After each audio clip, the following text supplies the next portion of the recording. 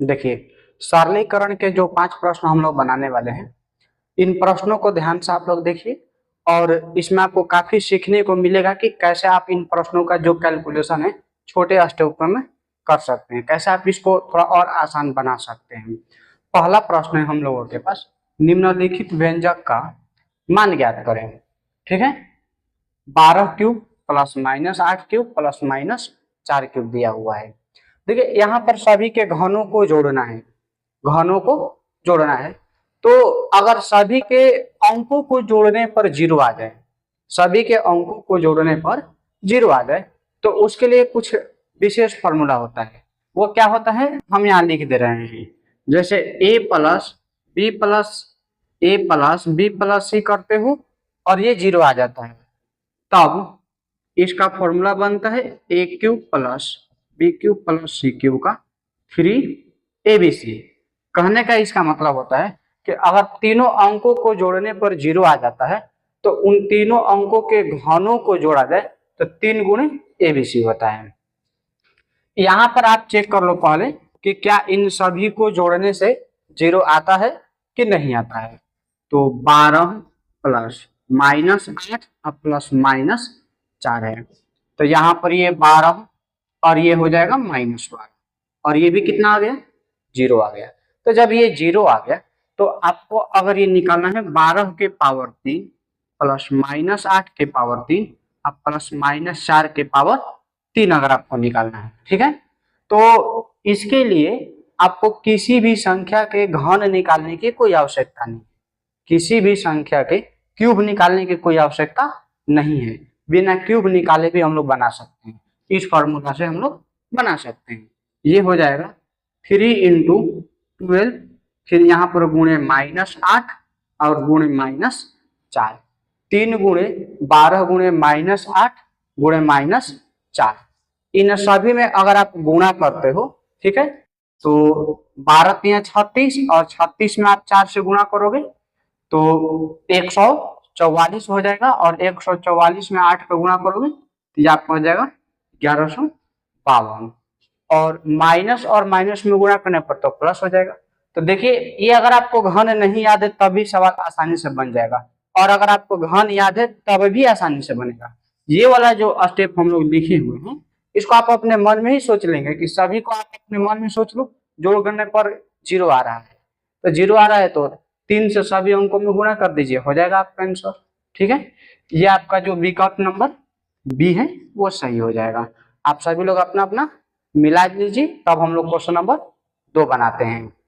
Question number 2 है cube root 2744 गुणे cube root 216 बटा में क्यूब रूट 64 बटा 729 है। अगर आपको घन याद रहेगा तो ये सवाल आपके लिए बहुत ही मामूली सवाल है। अगर आपको घन नहीं याद है तो सबसे पहले आप 1 से लेकर के और 20 तक की संख्याओं का घन जरूर याद रखिए। सरलीकरण लेसन अगर आप बनाइएगा, सरलीकरण लेसन के प्रश्न को बनाइएगा तो आपको काफी समय की बचत हो जाएगी इसमें। देखिए, इसको हम लोग ये जो 27 और 44 है ये 14 का घन होता है तो हम लोग इसको लिख सकते हैं 14 और माइनस है ना तो माइनस भी लिखेंगे, फिर गुणे यहाँ पर जो 216 है तो ये 6 का घन होता है तो यहाँ पर 6 लिख दीजिए और माइनस है तो माइनस भी रहेगा। और 64 जो है वो 4 का घन होता है, 729 जो है ये 9 का घन होता है। चलिए सभी हम लोग लिख लिए हैं। अब आपको इसमें गुणा करना पड़ेगा तो -14, देखो यहाँ पर आप माइनस और माइनस का गुणा करोगे तो माइनस तक खत्म हो जाएगा, प्लस हो जाएगा तो 14 गुणे 6 और यहाँ पर ये जो है ना 9 ऊपर हो जाएगा और 4 नीचे रहेगा। इसको कैंसिल कर लेते हैं हम लोग, 2 से ये 7 बार में कैंसिल हो गया और ये 2 से 2 बार में कैंसिल हो जाएगा और फिर ये 2 से 3 बार में कैंसिल हो गया तो 7 गुणे 3 गुणे 9 आपको इसमें गुणा करना पड़ेगा। 7 3 21, 21 में 9 से गुणा कर लो, 9 और 9 दूनी 18। ये आपका हो गया कितना, विकल्प नंबर सी जो है आपका सही है। तो इस प्रश्न में केवल उन्हीं बच्चों से ये प्रश्न नहीं बना होगा जिनको घन नहीं याद है। तो इसका कोई उपाय नहीं है, आपको कम से कम 1 से 20 तक संख्याओं का घन याद रखिए ताकि आपको ऐसा सवाल बनाने में काफी सुविधा हो। अब हम लोग अगला प्रश्न देखते हैं। अगला प्रश्न है 17 भागा 34। देखिए ये जो प्रश्न है ना, ये बॉडमास के नियम पर बनेगा, तो हम लोग इसको बॉडमास के नियम पर बना देते हैं। 17 में आपको 34 से भागा करोगे, देखो 34 में 17 से भागा करना रहता तो 2 बार में हो जाता, लेकिन 34 से 17 में भागा करना है तो ये 1/2 हो जाएगा। और फिर यहाँ पर प्लस 2 गुणे 12 में 6 का भागा लगाइएगा तो ये आपका हो जाएगा 2, जो 12 या 6 से 2 बार में कट जाएगा। फिर माइनस 5 गुणे यहाँ पर 3 में 6 से भागा लगाइएगा तो ये भी हो जाएगा 1/2 हो जाएगा।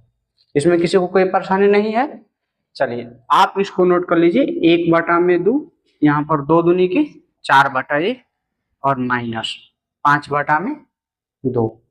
अब आप इसको एलसीएम निकाल लो, एलसीएम निकालिएगा तो 2 आएगा, ये 1 प्लस इससे 2 बार में कटा है तो 8 और माइनस 5, 8 और 1 9 होगा और 9 में से 5 घटा दीजिएगा तो हो गया 4 और बटा में 2, इसे ये 2 बार में कट जाएगा। तो इस तरह से आपका जो आंसर है वो कितना हो गया, 2 हो गया, जो कि विकल्प नंबर कौन सा है, ए है। तो बॉडमास नियम पर ये एक आसान प्रश्न था, इसका आंसर आप लोग मिला लीजिए। अब हम लोग अगले प्रश्न को बनाते हैं। देखिए ये एक बहुत ही शानदार प्रश्न है, इसको हम लोग कैसे बनाते हैं। देखिए आप इसको सबसे पहले भिन्न को, जो यहाँ पर मिश्र भिन्न में दिया हुआ है, इसको सिंपल भिन्न में लिखे होंगे, जैसे 7 या 21 और 2 जोड़िएगा तो 23/7। फिर इसको भी लिखे होंगे और इसको भी लिखे होंगे, लेकिन अभी हम लोग जो इसको बनाने वाले हैं इसको दूसरे तरीका से बनाएंगे। कैसे बनाते हैं देखिए ध्यान से, आपको हम पहले बता दिए हैं कि जो इसमें पूर्णांक दिया रहता है, जो इसमें मिश्र भिन्न दिया रहता है, ठीक है, उसको आप एक साथ जोड़ लीजिए और बाकी जो भिन्न के रूप में बच जाता है उसको एक साथ जोड़ लीजिए। तो हम लोग इसमें किसको जोड़ लेते हैं, पहले 3 + 14 + 5, इसको हम लोग एक साथ जोड़ लेंगे, ये पूर्ण संख्याएं हैं। और जो भिन्न वाली संख्या है ये आपकी 2/7, फिर 4/9 और ये 3/9। इसको आप अलग अलग जोड़िएगा तो आपका समय जो है वो बचेगा। यहाँ आप इसको जोड़ लेते हो तो ये 14 3 17 और 5 22 हो गया, प्लस एलसीएम निकालोगे इसका तो एलसीएम आ जाएगा 63। तो इससे ये 9 बार में कटेगा, 9 दूनी 18, प्लस इससे ये 7 बार में कटेगा, 7 चौके 28, और ये भी इसे 7 बार में कटेगा तो 7 तिया 21 हो गया, ये 22 और प्लस यहाँ पर इन सभी को जोड़ लिया जाए तो नीचे आपका 63 हो गया, 1 8 1 9 और 9 और 8 17, और फिर ये 2 2 4 1 5 और 1 6। देखिए जब आपका काम यहाँ तक हो गया तो ये देखिए कि ऊपर जो है अंश जो है वो अधिक है और हर जो है वो कम है। तो अभी हम लोग इसको मिश्र भिन्न के रूप में कैसे बदल सकते हैं, हम इसको लिख सकते हैं 1/4/63, इसको 67/63 को हम लोग इतना लिख सकते हैं। और अब इन दोनों को आपस में जोड़ दीजिए तो ये आपका हो गया 23/4/63। तो देखिए ये एक मिश्र भिन्न वाला जो प्रश्न था वो भी अगर अलग अलग जोड़ लीजिएगा, पूर्ण संख्याओं को अलग जोड़ लीजिएगा और भिन्न वाली संख्याओं को अलग जोड़ लीजिएगा तो सवाल जो है आपका आसान हो जाता है। इसका जो ये आंसर है विकल्प नंबर सी पर है, तो ये सही है। आप लोग अपना अपना आंसर मिला लीजिए, तब हम लोग अगले प्रश्न को बनाते हैं।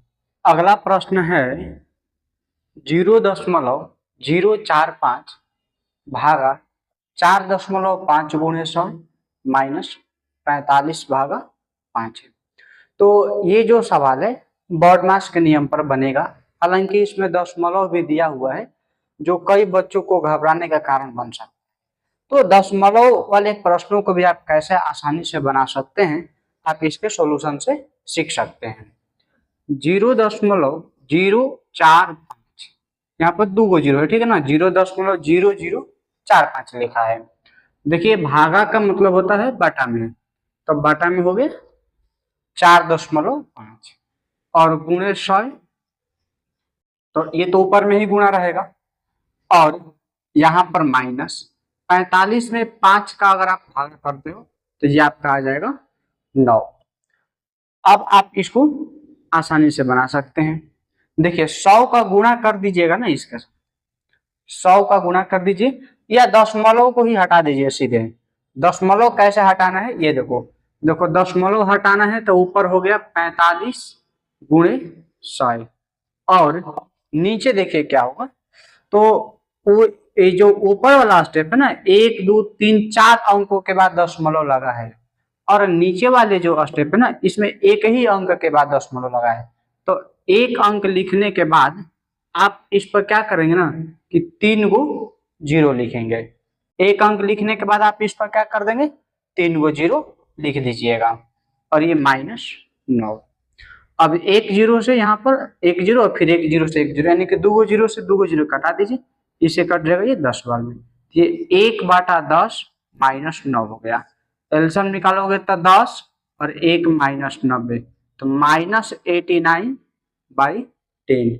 देखो बाबू यहाँ पर ये 90 जो है ना, ये 1 से बड़ा है, तो इसलिए 90 का चिन्ह यहाँ माइनस लिखना जरूरी है।